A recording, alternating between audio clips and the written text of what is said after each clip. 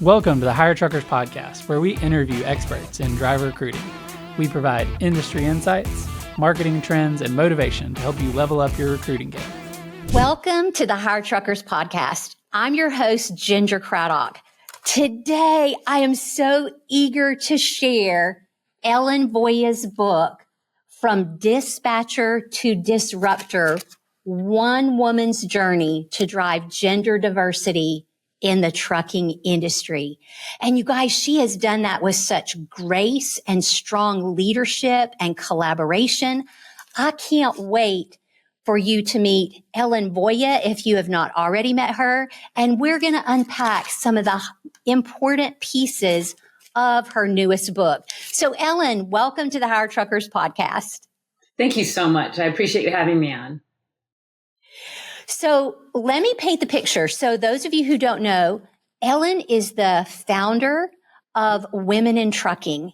And in addition to that, she's written several books. This is her most recent book. And so I want to go back to the beginning with you, Ellen. In chapter 1 of your book, you set the stage with the title From Birth of a Disruptor. So what were the expectations for you and your siblings at home when you guys were growing up in the late 60s and early 70s? Well, first of all, I grew up in a very small town, a community of 800, and mostly blonde-haired, blue-eyed Norwegians. In fact, our high school was called Iola Scandinavia High School because it was settled by Norwegians in central Wisconsin. So everyone looked like me. Everyone was a cousin. So when they talk about it takes a village, it really was a village. And people knew who you were. They knew my dad. They knew my grandpa. They knew my mom. So the expectations were that, first of all, you uphold the family name. That was something that my dad said quite often, uphold the family name. And I still had the name Voie. I kept it. It was something I was very proud of. But the other thing was, back in those days, there were a lot of traditional ideas of gender, related to gender. And I feel that my mom was way ahead of the time, and my dad too. And so, I talk about that in the book, how my mom, in one place, she was driving the family station wagon and she had a flat tire and she had to wait for my dad to come and change it. And she said, that won't happen again. And next thing you know, she's enrolled in an automotive class and she's out there rotating tires and checking oil and, changing spark plugs. And so I saw a very independent woman. She didn't follow the traditional female role. She was a nurse by trade, but when she started her family, she focused on raising us. There was 5 of us. So, and my dad was the same way. And another story I tell in the book is my dad was head of the police, or not the police, but the fire and ambulance service. And when they had their first female EMS, the guys were joking and said, she can make the coffee. And my dad said, if you ever ask her to make the coffee when it's not her turn, you will deal with me. So my parents were very interested in, letting us girls, I have 1 sister and 3 brothers, and letting us really just break down gender barriers. And I also tell the story in the book about how my sister and I were washing the dishes and cleaning the bathroom while my brothers had the cool jobs, like taking out the trash and mowing the lawn. And my sister and I said, hey, that's not fair. And my parents said, you're right. So they started rotating all of us, and my brothers had to clean the bathroom. Oh, I love that story. And that's where you and I have similar intersection point, in that I have strong, excellent role model and empowerment from my mom and my dad. I wouldn't be who I am without both of them sewing into me. And before I could drive my own car, before I got my permit at 15, my dad took me outside and made sure that I knew how to change a tire. So I had to be capable of doing it all by myself. And so he thought forward in helping me think about how to stay safe and how to care for myself. He was always there available, but he knew there may be situations where help couldn't come, and he wanted me to be equipped and capable. I love how your mom and dad both did that, not only for you, but for also your siblings. I feel very gifted that we were given that as our roots in that time period, both past and now. Absolutely. Yes. So that's where you started out. And so we see that empowerment and that camaraderie growth in your family. As you transitioned into adulthood and you began to think about what you wanted to do, what was Ellen thinking about her future as a 17-year-old as you walked across that stage in your high school? So my goal was to be in broadcast journalism. Barbara Walters was the first female to break that barrier. And so I thought, wow, that would be a cool job. And so I did graduate at the age of 17 and immediately started going to school for broadcasting in Wausau, Wisconsin. And I attended the school for a number of months, about 8 months. Of course, I was the only girl. It was all boys in the class. And I was kind of disillusioned with the equipment. And I thought they kind of shoddy. And I wasn't sure I was getting a real experience. And at the time, my brother was attending a college in Tulsa, and they had a very robust broadcast journalism courses. So I transferred to Tulsa and ended up in one semester finishing those courses. I've really focused on them and ended up getting a job in Salina, Ohio, as a disc jockey. And I had planned on just staying there for the summer. I thought, well, I'll just go there and go back to college. But things change, things happen, and life throws some curveballs. And I had one semester of college under my belt until I was an adult. Well, and I love how you made a pivot when you realized you needed to make a pivot. And so disc jockey, I mean, what a great start and a creative start. And so you guys, I want you to get Ellen's book to hear the rest of the story and how that unfolded. And you'll see that thread of journalism continue to weave through her entire story. And you will not want to miss one piece of it. So let's go forward a little bit. What did your life from disc jockey to 3 years later as a 20-year-old professional, you were promoted to traffic manager at Steel King Industries? How did you go from disc jockey to transportation? Well, as I said, life throws curveballs. And my mom was diagnosed with ALS, Lou Gehrig's disease, ended up moving back home. And I had taken shop class in high school, so I knew welding and drafting. And so I applied for a job at Steel King as a drafter. And every day they'd let me call my mom on their toll-free line. And one day when I called, they said, your mom's in a coma. She's in the hospital. So I basically walked out. I was 20. And I was like, wow, they had told us it would take 2 to 5 years. We thought she had 2 to 5 years, and this was only 8 months. So I was shocked. Went to the hospital. She passed away. And so, I moved back in with my dad and brothers. I moved back home, moved out of my apartment. And it was, we had the funeral. And it was a couple weeks later when I thought, well, I probably should go back to Steel King and clean out my desk. And when I went back, they said, well, the president wants to talk to you. And I thought, well, he's going to fire me. And I don't really care. I'm 20 years old. I just lost my mom. I can make some decisions at this point. And he sat me down and he said, we're really sorry about your mom, but we'd like to move you into the traffic department and we'll send you to school for traffic and transportation management. And I thought, because I really didn't know what I wanted to do. I was still kind of in shock. So I accepted that. And I was the assistant traffic manager until my boss left. And I hadn't even completed my diploma yet. And then suddenly I was traffic manager and I was about 20 years old.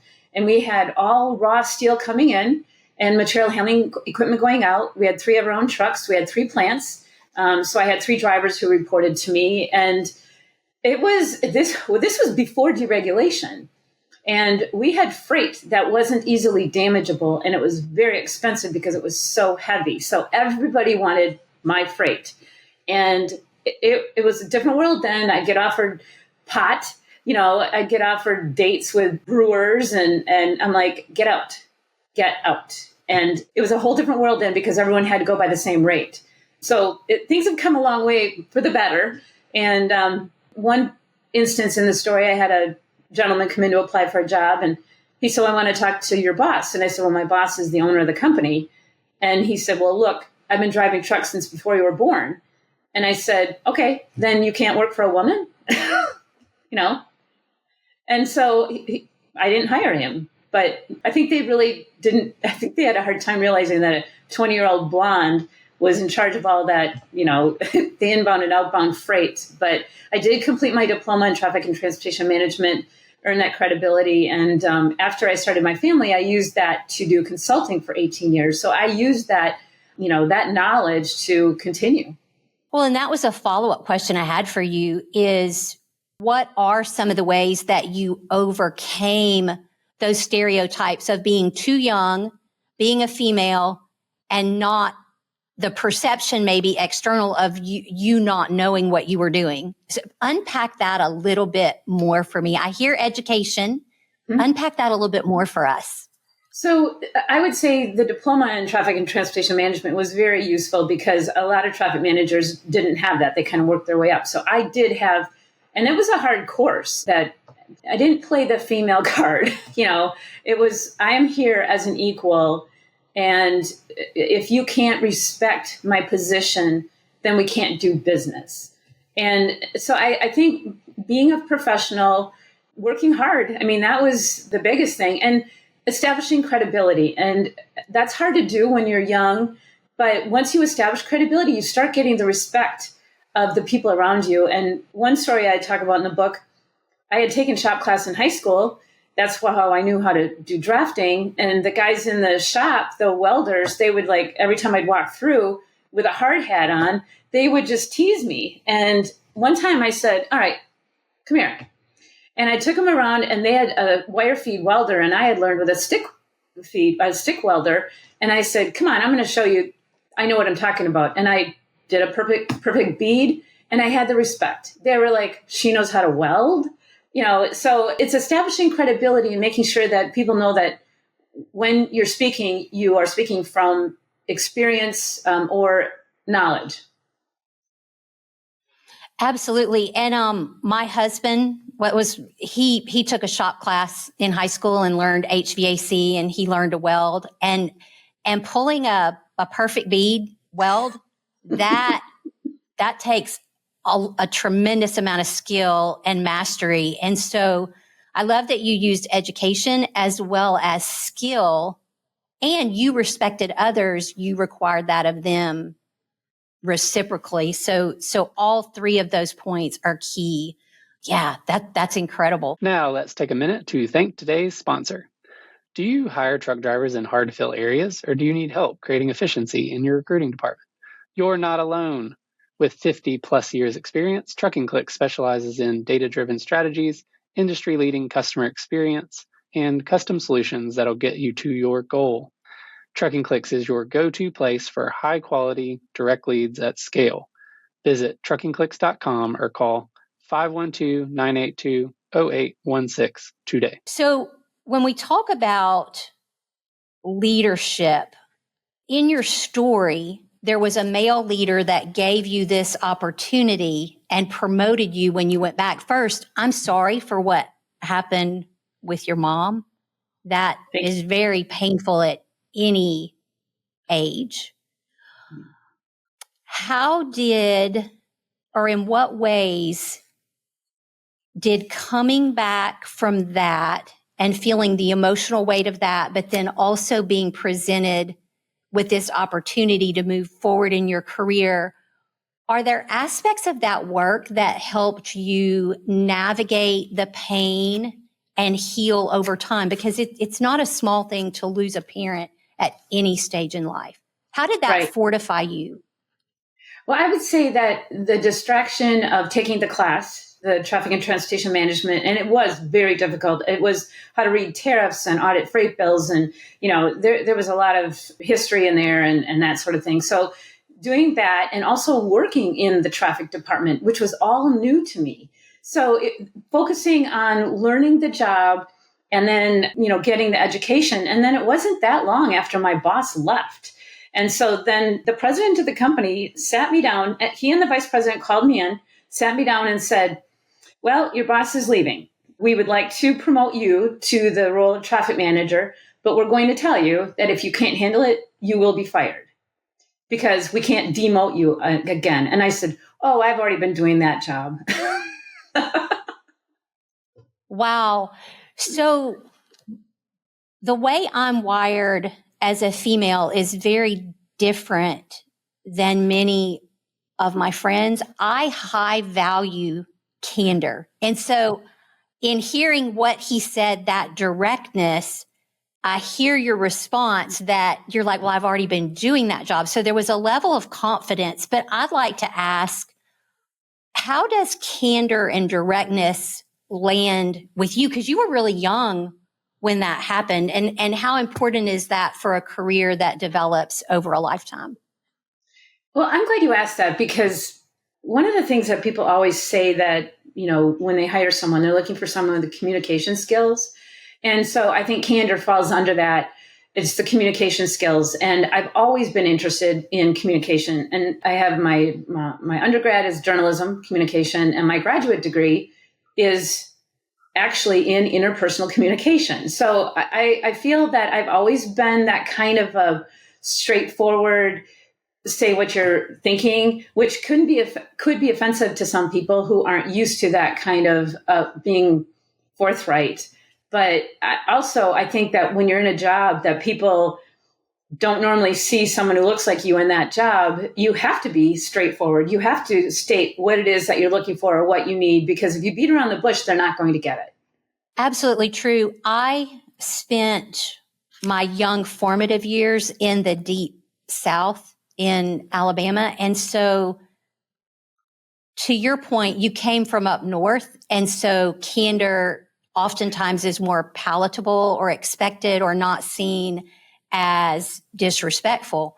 Where in the South, that culture is very different. And so I have found personally that there have been a lot of headwinds for me because I was trying to reconcile what is respectful and appropriate, because when I'm direct, it doesn't land right. What is that nuance? And so we have the privilege of working with people all over the world. What insights would you share about how to demonstrate respect and candor? Because they're key for moving business forward efficiently and effectively. Well, I would say that with my team at Women in Trucking, I was always direct. And I'm going to go back a little. When I worked at Schneider, I was a manager of recruiting retention programs, and it's located in Green Bay, Wisconsin. So, of course, the first 5 minutes of every meeting was about the Packers. I'm not really a football fan, so I don't really follow football.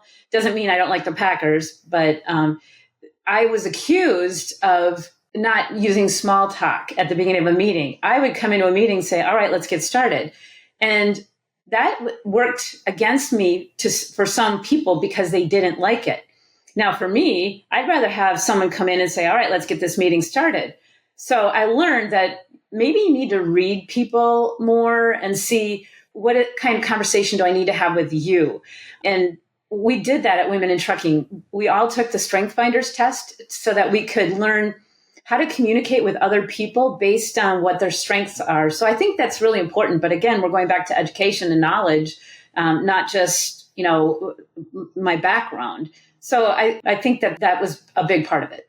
That's key. And you touched on the stereotypes of being blonde and female. I would go into a room because of my background and I would do the warm chit chat, the warm up.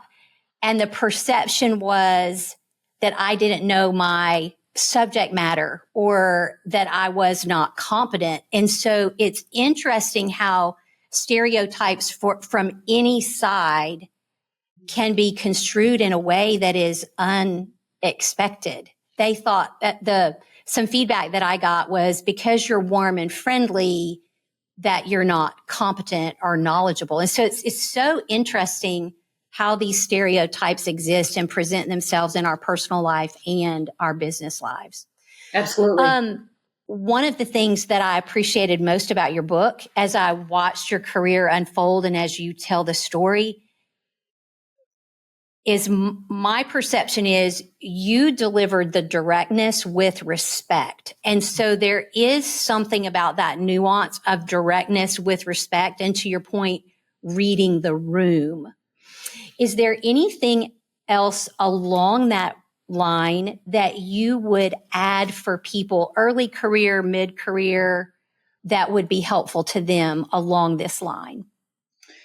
So one of the presentations that I would give when I was still CEO of Women in Trucking was about misconceptions and how women could be better communicators, and things like don't use uptalk, don't make your statement sound like a question. Things like don't say I'm sorry when you're starting to speak. Don't say, well, I'm sorry, but and even if you're late coming into a meeting, instead of saying, oh, I'm sorry I'm late, you say, oh, thanks for waiting for me. It puts you in more of a position of authority. So I think a lot of it, we have to remove some of the things that we as women often do because we're collaborative, we're team oriented, we're great managers, but sometimes we need to take that and turn it into, how do I show that I have this authority and make sure that I'm not being overly, because women also get stereotyped as being not easy to work with. But there's a fine balance. And the more I talk about misconceptions about working with women make decisions differently. Women will look at all the options, take her time, ask other people, where men will narrow the options. And this has been proven in studies. And so the work environment, if it values quick decision making, it's going to value women less in the process. And wonderful story. I was on a panel one time with a CEO of a logistics company, and he talked about how he said, Ellen, most of my leadership team is women because it's comprised of women. And he said, there's one woman who's very emotional. And I thought the next words out of his mouth were going to be, how do I get her to stop doing that? That wasn't. Instead, he said, I needed to learn how to deal with that. And I thought he took it upon himself. Now that's the kind of inclusivity. That's the kind of boss that we need. Instead of making the woman change, he changed. And that's what makes a much more gender diverse company, a much more female friendly company, is accepting someone for who they are and not making them fit in your mold. That's beautiful. What can I do to better understand how the person across the table, what they're processing and where they're coming from. And that not only is with our female counterparts, but for our male counterparts as well. People from, back to the point a minute ago, from different parts of the country, different parts of the world. That's just a baseline that we can add to the story. What can I do to better understand why this is presenting the way it is in this meeting? Wow, that's incredible. Mm-hmm. So I want to pivot to leadership and mentors. You had some natural ability that for leadership that I hear coming out in our conversation, but you write about some mentors that have been significant to your growth. And how have you used an executive coach? Unpack that for us a little bit and how important that is for us becoming all that we need to be in the marketplace. Well, I'm glad you mentioned the executive coach, Joel McGinley. And I respect him so much. I asked him to write the foreword in the book. And I was actually surprised at what he wrote. He said I was always approachable.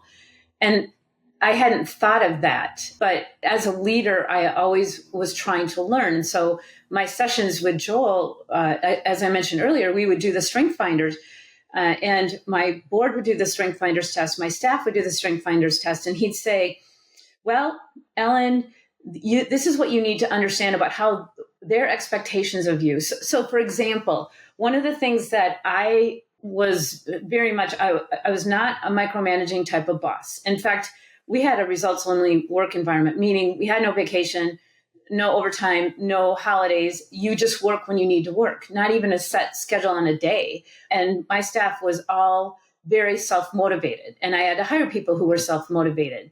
So I would say, I have this vision. I have a vision of a Girl Scout patch. So make it happen.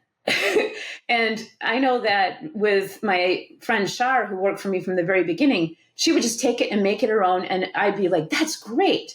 Well, when I'd bring on staff and I'd say, okay, I have this vision and this is what the end result is. And they're like, okay, but how do you want me to do that? I'm like, I don't know. I want you to do that. And it took people a while. And Joel would tell me, Ellen, they're looking at you for how to get there. And I'm like, I don't even know how to get there. I'm the visionary. I see something and I want it to happen, but I'm not going to tell them the steps. And so my staff had to get used to that. And so they're all very self-motivated, and sometimes they'll make mistakes. And you know what? A mistake is just a way of learning. It's a way of being better. So we work together as a team, and they get a lot of credit for making things their own. That's incredible. So you are an empowering leader that multiplies teams. I see that very clearly as your story unfolds in the book. So anyone who's listening that wants to understand how to create this environment and this vision that's not a micromanager, someone who understands how to develop teams, you will want to read every bit of Ellen's story, because in that, you'll see strategically how she does that. And then I want to go back. You touched on results, the expectations. So when you founded Women in Trucking, what was your initial goal and what was your expectation of yourself in launching that nonprofit? And did you launch it in an easy time or a difficult time? Unpack that for us, please. Well, I was working at Schneider, and my job was to attract and retain non-traditional groups, and that included women. And at the time, I was getting my pilot's license, and I belonged to a Women in Aviation Association. And one day I was driving to my flying lesson, and I thought, why isn't there anything for women in the trucking industry?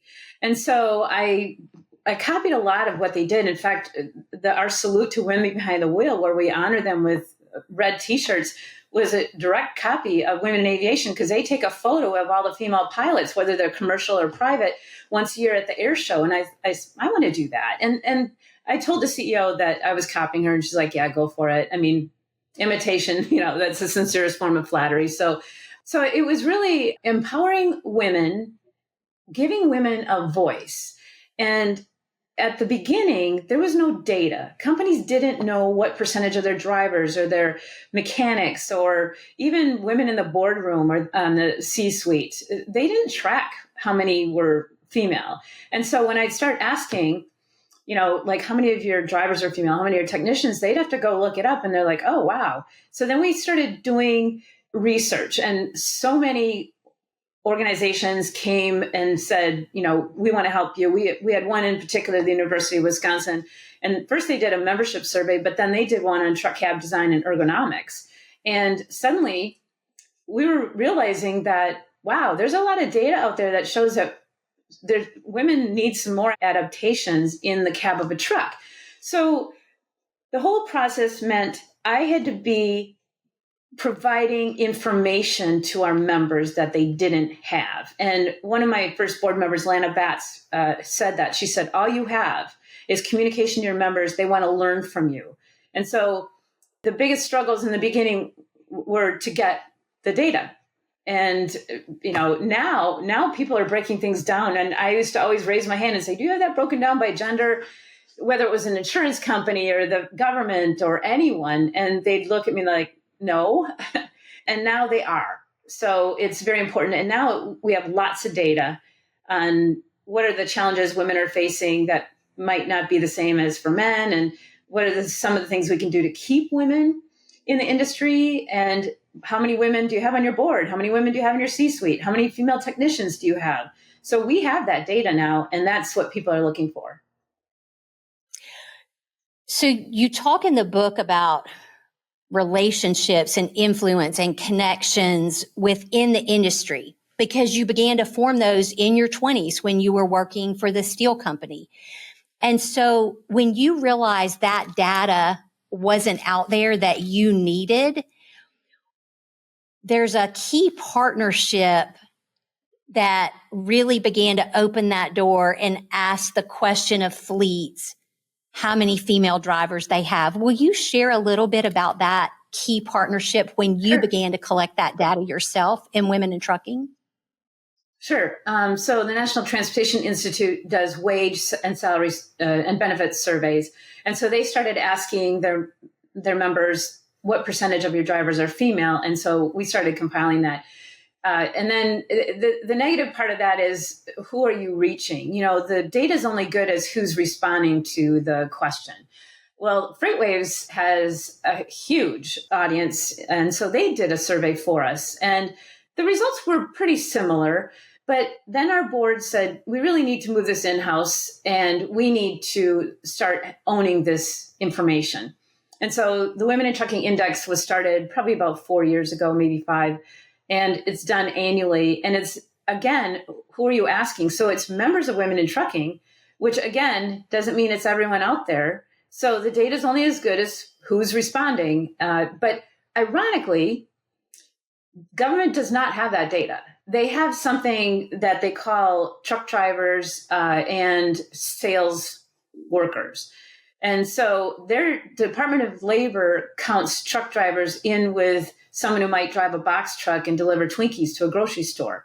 And we wanted CDL, we want over the road, big trucks, so that or smaller trucks, but break it down, you know, by the size of the truck and the gender and that sort of thing. So there's a lot of numbers floating around out there, and I don't know that any one of them are totally accurate.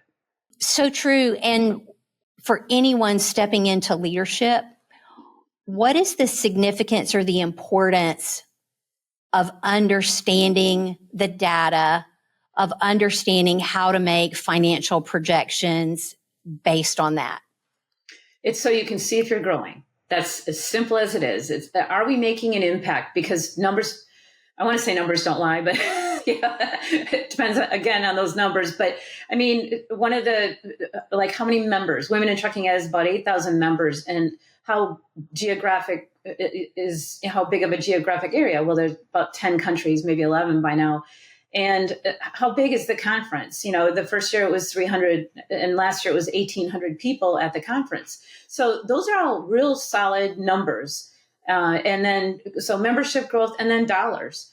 You watch the dollars. But also, are we making a difference in the industry to bring more women in? So we track. How many women do you have on your board? How many women do you have in leadership? How many women technicians? How many women are in different areas, and drivers especially? So we track it. We track it all and monitor it because we want to know if we're making a difference. So tracking and knowing if we're making a difference, but also who you bring to the table. As you began to move the needle and share the data, you began to be invited to go to Washington to be a part of conversations with the lawmakers. What are some of the key pieces that you were able, through Women in Trucking, through what you built and your team built, where were you able to impact national policy? So I felt that people needed to hear from drivers because drivers experience the challenges. They're the front line. And so we created an image team. We have one in the US and one in Canada. And the image team would give ride-alongs. We've given ride-alongs to Diane Sawyer and many of our senators, our congresspeople, and media. New York Times, USA Today did a ride-along with one of our drivers. I wanted them to hear it right from the drivers because, you know, and Federal Motor Carrier Safety Administrators, we gave many of them rides because they didn't really know. And here they are, you know, passing laws that affect our drivers. So I wanted the drivers to be able to tell them, you know, personally what their life was like and what things could be made better. And so I always said we educate by sending the drivers out there. I always also make sure that whoever is riding with our driver knows that might not necessarily reflect the attitude of Women in Trucking or their carrier, it's the driver's opinion. And so I felt that that was a good disclaimer because you never know. But I feel that was very impactful. And that also helped us get female drivers out in the public. We've had drivers featured in Oprah magazine, and Ricky Lake, one of our drivers taught Ricky Lake how to drive a truck in the parking lot. We had a driver on Drew Barrymore's show. We've had drivers on Dr. Oz and Megyn Kelly. That was before she was taken off the air. We had a driver on there, and she talked about how she just loves her job. And the next day, the phones were just ringing off the hook. And women were saying, I hadn't thought about this as a job. So the push was to get our drivers out and talking to other people, not just as a recruiting tool, but also as an image, to a positive image of the industry. One in particular, I served on the motor carrier entry-level driver committee, driver training committee, with a gentleman from a safety advocacy group called CRASH, Citizens for Reliable and Safe Highway. And he would introduce himself and he'd say, well, my name is Ron. My mother, my sister, and my 3 nephews were killed by a fatigued driver. So he did not have a good opinion of the trucking industry. And I said to him, would you like to go for a ride in a truck? And he's like, why would I do that? And I said, well, because you're up on Capitol Hill testifying against us. And maybe you would like a better understanding of the industry. And recently, at that time, Walmart had that Tracy Morgan incident, and Crash had a letter to Walmart on their website about fatigued drivers. So we gave Ron a ride in a truck. It took about 2 hours. He asked the driver a lot of questions, and he was so impressed with her attention to safety and the company's attention to safety that he did a YouTube video about it. And it's heartbreaking because he shows pictures of his mom and sister and 3 nephews who were killed by a driver. So those people out there are real people. And this industry is very focused on safety, but we need to make sure that everyone understands that. And so I always felt like, let's give them a ride. We gave the chair of the National Transportation Safety Board a ride. They needed to see that the industry really does care about safety, and that the drivers themselves are moms and grandmas and aunts and, and dads, so they're real people with families who also travel on the roads. And to me, that was very important. 100%. And telling the whole story and helping to see the human element of who's behind the wheel in the big cab. My dad did an incredible job of teaching me about safety as a young woman and being careful around commercial vehicles. And so I always prided myself on my dad taught me that. I did my first ride along in a cab. I didn't know what I didn't know. Like it forever realigned my perspective, like it did with the congressman, of what it really looks like to be in the cab of a commercial vehicle. And so along that line, Ellen, I know that share with our audience about your experience behind the wheel and your experience of owning a trucking company. We're going to back up a little bit. So when I was working at Steel King, I ended up marrying one of my drivers. And so that's why I left. But we started a family, and that's when I did consulting. So that was great. So I already knew. I went with him many times. I rode with him, especially before we had children. Even after, even when I was pregnant, I remember one time I'm like, oh my gosh, this does not feel good. So for any female pregnant drivers out there, my heart goes out to you. It is not an easy thing to do. But having that background, and then having the background in the regulatory side of it was, also very valuable. But when I first started Women in Trucking, we had a truck driving school that was a member. It was Tri-C, Cuyahoga Community College in Cleveland, or Euclid actually. And they said, you don't have a CDL. And I had a chauffeur's license back when that's what you needed, but I felt that I wasn't going to grandfather myself in. I was going to do it the hard way. So I went to Tri-C truck driving school in December of 2008. And I wrote a book about it called Crushing Cones and what you need to know before going to truck driving school, like how to choose a school. And we even had shifting patterns in there and that sort of thing. So I felt that it would give me more credibility with drivers to say, I have a CDL as well. I'm not a professional driver. I've never been a professional driver, but at least I have a little bit of a taste of what they went through to get their CDLs. 100%. And from that experience and the work that you've done, what would you say to the driving public of what could we do to make our roads safer? I know that we are pumping our drivers with information, our commercial drivers, of safety, safety, safety, how to be safe on the road. But I'd love to flip it and say, what do the non-commercial drivers, what can we do to improve safety around commercial vehicles? Well, many years ago, I helped get more information into our state driver's ed manual about sharing the road with trucks. People need to understand, you hear them say things like, well, trucks have more brakes so they can stop faster. You know, it's like, no, it's the weight of the truck and the momentum makes it worse. So a lot of people need to be educated. And one of the things, one of our image team members was in this campaign called Our Roads, Our Safety with the Federal Motor Carrier Safety Administration. And there's billboards, there's public service announcements, and all of that is free to share. And I also think that, I mean, I ran the Trucker Buddy program for 6 years, and it was a great way to teach children how to be safe around trucks. And they would go home and tell their parents, Mom, if you can't see the driver's eyes in that mirror, he or she can't see you. And Mom, don't pass on the right when they're making a turn, you know, and or Dad.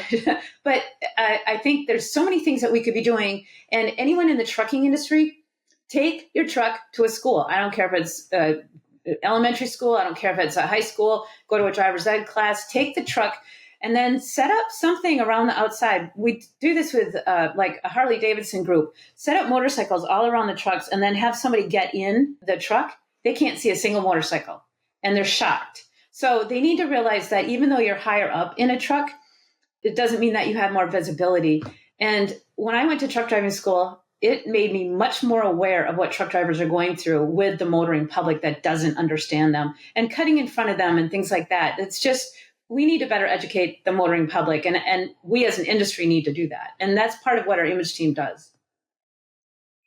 Agreed. And that's why I wanted to give you opportunity to share that, because even though I've been in trucking for the last 5 years, I find, and I've been driving for decades, I continue to learn things that I can do better to be safer on the road and help commercial drivers and just the driving public as well. So thank you for sharing that.